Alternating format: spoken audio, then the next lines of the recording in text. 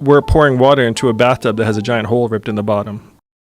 Ben Shapiro and Andrew Yang. Yeah, Andrew Yang is not afraid, man. Ben Shapiro even thanked him for coming on. And I have to say that out of all the conservatives who could be vitriolic, Ben Shapiro is really not one of those. He wants to actually get to a lot of these, a lot of the base of these solutions. And I congratulate him for that, even if I disagree with him a lot of things, right? Disagreement is good. But Ben Shapiro seems to not really have... he has a history of really good follow-up questions. There's like, all the memes of him just destroying people left and right with these follow-up responses, right? He doesn't have a lot of those with Andrew Yang, and in fact says he agrees with a lot of what he says sometimes, and doesn't really go hard on him. So maybe Andrew Yang's convincing him. Regardless, Andrew really just cuts down every single question he has, answers it thoroughly and accurately, and is consistent as always, man. So I think you guys are going to like this. I have a little bit of a mashup of the entire thing. So enjoy.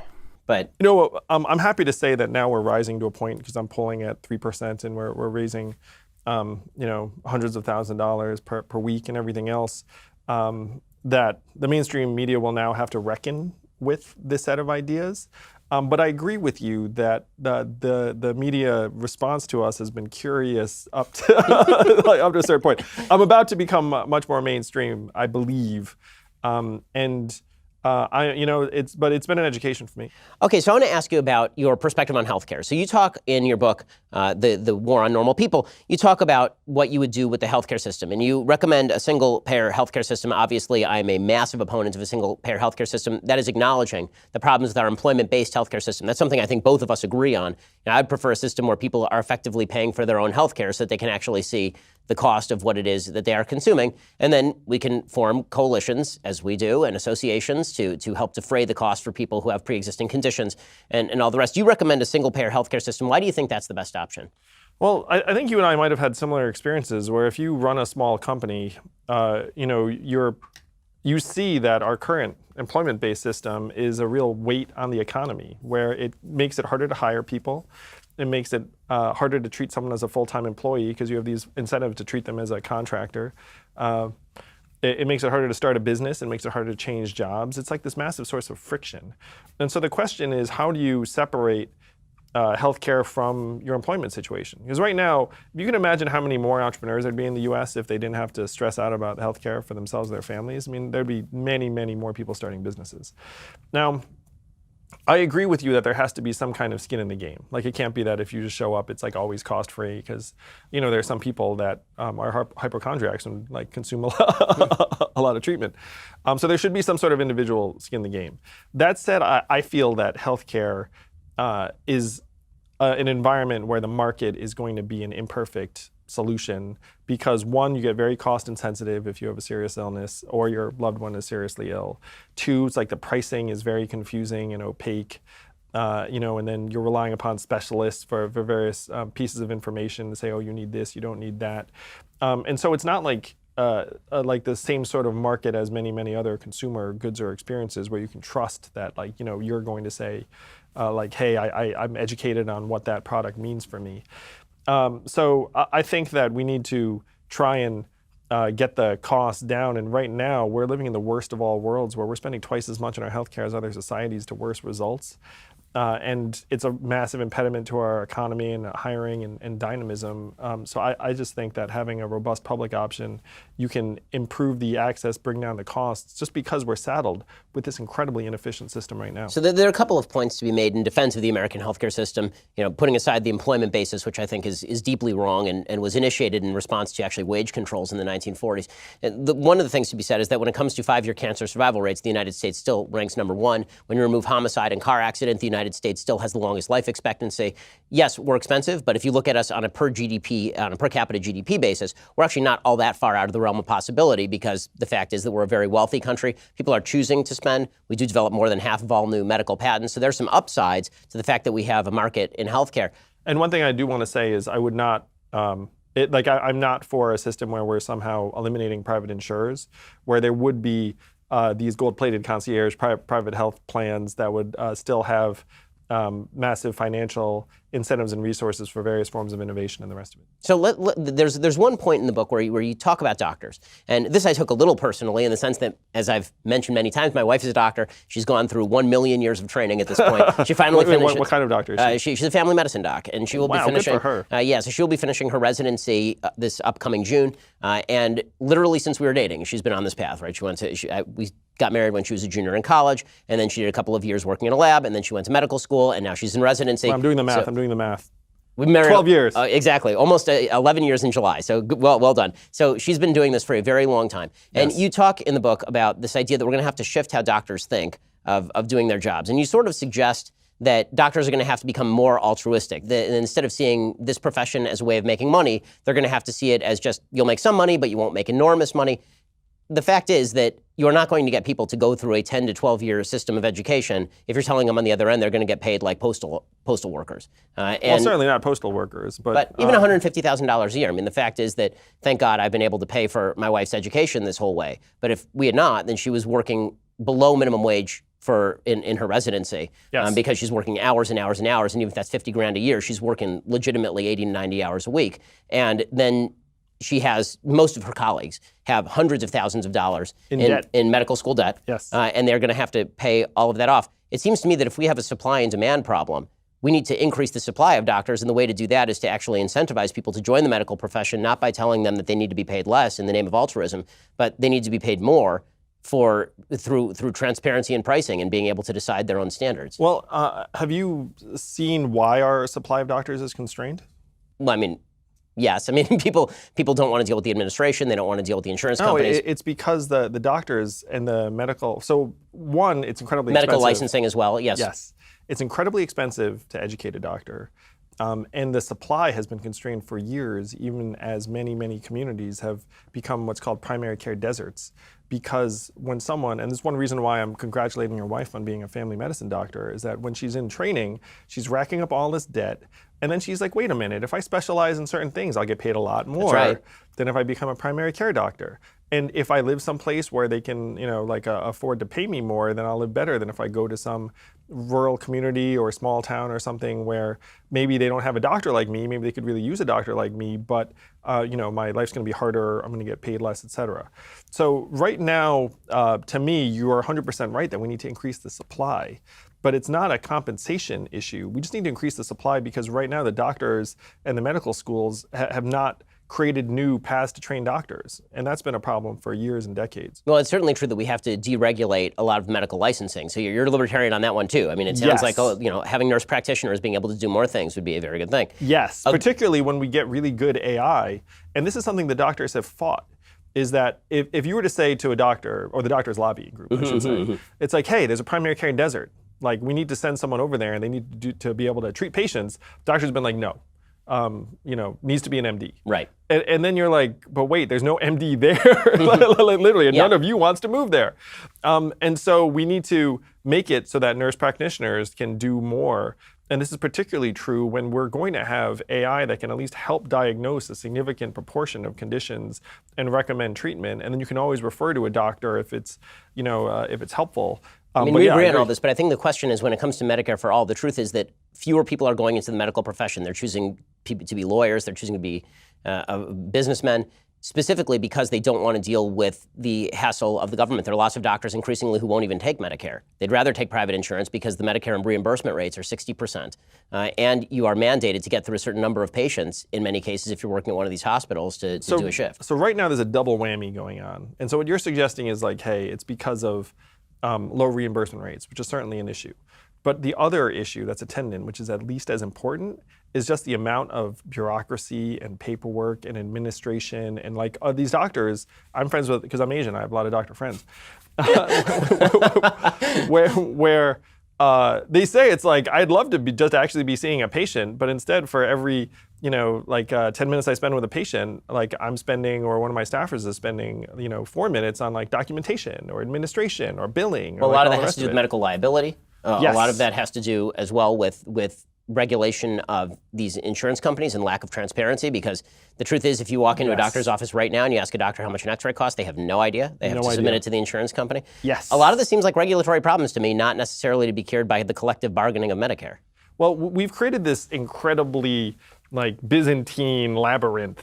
Oh, yeah. And so the question is, how do you clean it up? And how do you free up doctors to actually focus on patients and care rather than billing codes and paperwork? And that is the path that we have to take. Now, there are different, like people can have different approaches, but that is, to me, where we need to try and go. I totally agree. And to me, the most obvious example of the free market at work is concierge care. I mean, you're starting to see this rise. You're seeing apps that are designed to have doctors just arrive at your door. The doctor comes to you in many cases. So, it seems to me that we'll differ on this, but it seems that free markets actually do apply and obtain in the vast majority of cases when it comes to healthcare, just like they do anything else. And declaring something not a good doesn't make it more plentiful or more robust. Yeah, so let me just say that I think bureaucracy is the enemy, and my goal would be to diminish it, not elevate it. Okay, so let's talk for a second about some of the other proposals. Some of them I think are fun. I totally agree with you that the NCAA should pay athletes. Frankly, I think that we should stop college athletics altogether, which I will say right in the middle of March Madness. I don't even care, man, because the fact is that if you're going to college and you're going to a top college not to actually get a degree, but we're going to basically bring you here for a year so that you can have a tryout for the NBA, and then they're going to make millions of dollars off you. Totally on board with that one. Let's talk about the Green New Deal. So you say you're aligned and on board with the Green New Deal. Which part of it? I assume not the part for unable and unwilling to work and killing the farting cows. I'm for the fact that climate change is a growing threat, where the last 4 years have been the 4 warmest years in recorded human history, and that our projections about what's going to happen, unfortunately, are getting steadily worse.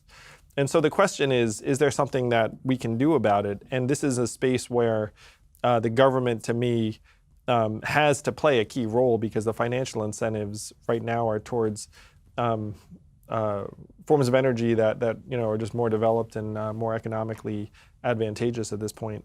So if someone says, hey, we need to move dramatically in a direction towards renewable energy, like I applaud that vision, because I think that is where we need to go. The way I disagree with some other people on this is that we sometimes pretend that the United States is somehow 100% of global emissions. We're about 15%.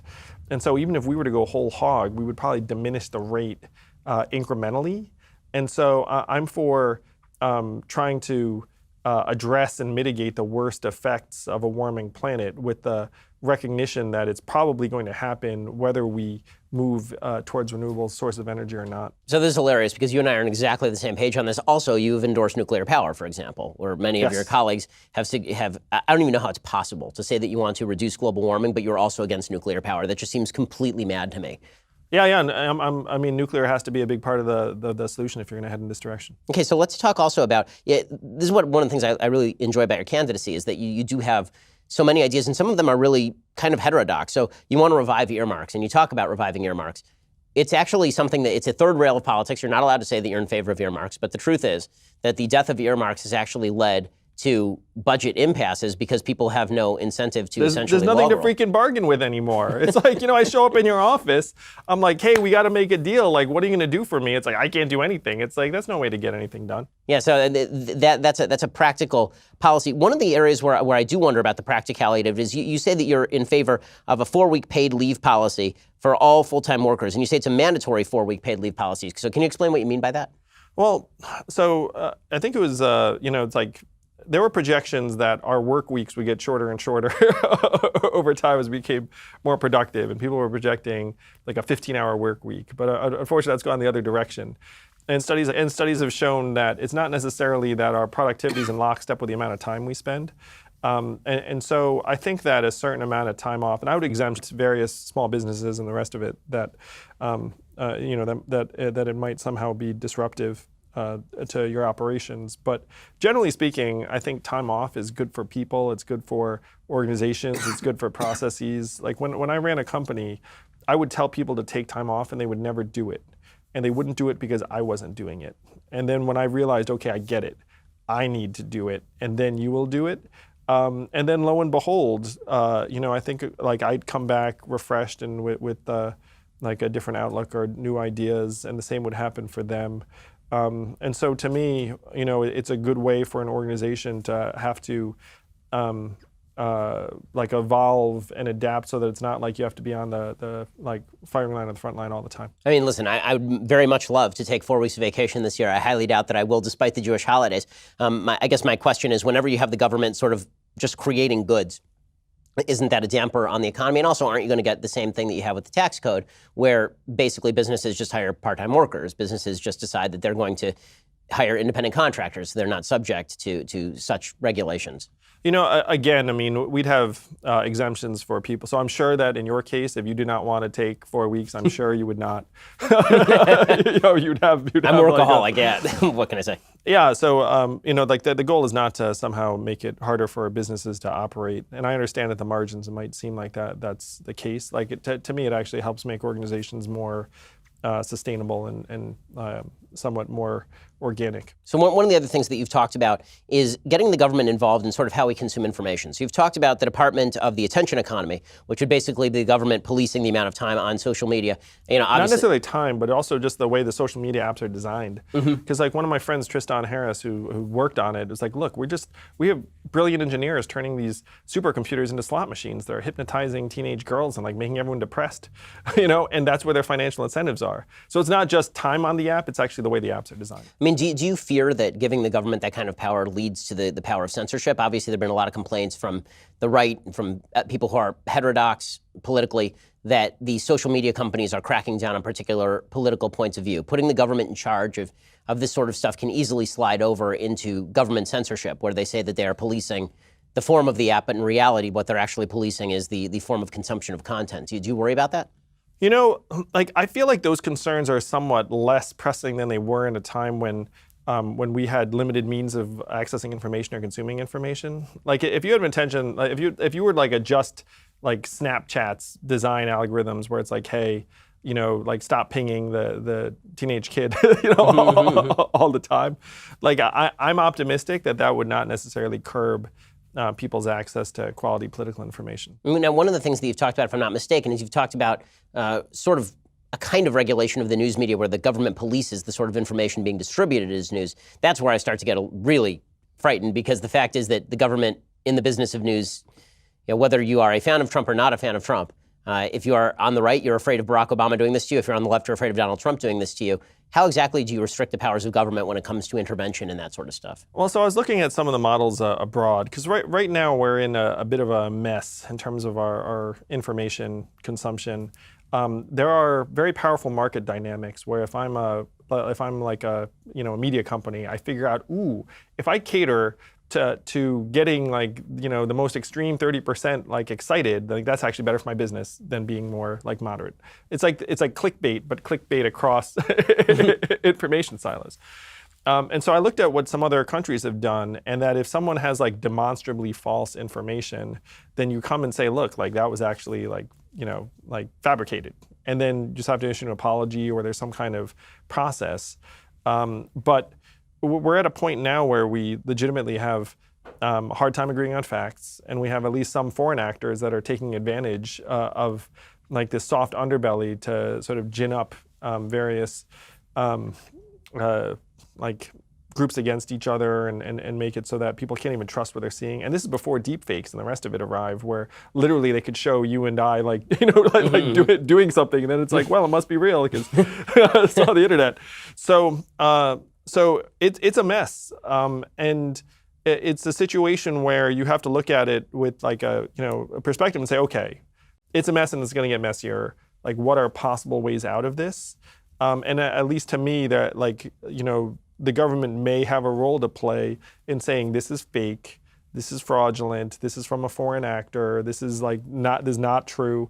In the absence of any sort of action in that direction, then we're in for an even worse environment in terms of polarization, in my opinion. Yeah, I mean, to me, obviously, the response is that the government empowering them to determine what is true and false sometimes shades over into an opinion on a fact, and the government decides that this is what PolitiFact does to us on a regular basis, and it gets into a little bit of dangerous territory. In a second, I want to ask you about race. I have one final question for you, which is, where do we stand racially in the country? But if you want to hear Andrew Yang's answer, you actually have to be a Daily Wire subscriber. To subscribe, head on over to dailywire.com, click subscribe. You can hear the end of our conversation over there. Well, thank you so much for stopping by. It really means a lot. I think this is a great discussion. I'm sure that our listeners are going to have a lot of thoughts in response. If people want to give to your campaign, they can check you out at yang2020.com. Yes, yang2020.com, or just Google Andrew Yang, but would certainly love to have everyone's help and support in this campaign. Is we're going to make history together. We're going to bring the revolution of reason to the American people. It's not left or right, it's forward. Well, thank you so much. I really appreciate it, Andrew. Thanks for stopping by. Thank you, Ben. It's been a pleasure. Yang for the win, man. Secure the bag. I think even Ben Shapiro's really liking this guy. That's kind of saying something. This dude bridges the gap. A lot of people want to try to say that Joe Rogan's podcast is alt-right or conservative in nature, when in reality there is people from every single part of the spectrum who watches him, right? And I think that's really what solidified Andrew Yang. He is going to bring a lot of people together. So anyways, guys, that's all I got for you guys today. I hope you guys enjoyed this, and I'll see you guys in the next one. So universal basic income. My initial knee-jerk reaction was, get the fuck out of here. I'm immensely grateful to everyone who's gotten this campaign to this point, and you haven't seen nothing yet. I mean, we're going to go very, very far together.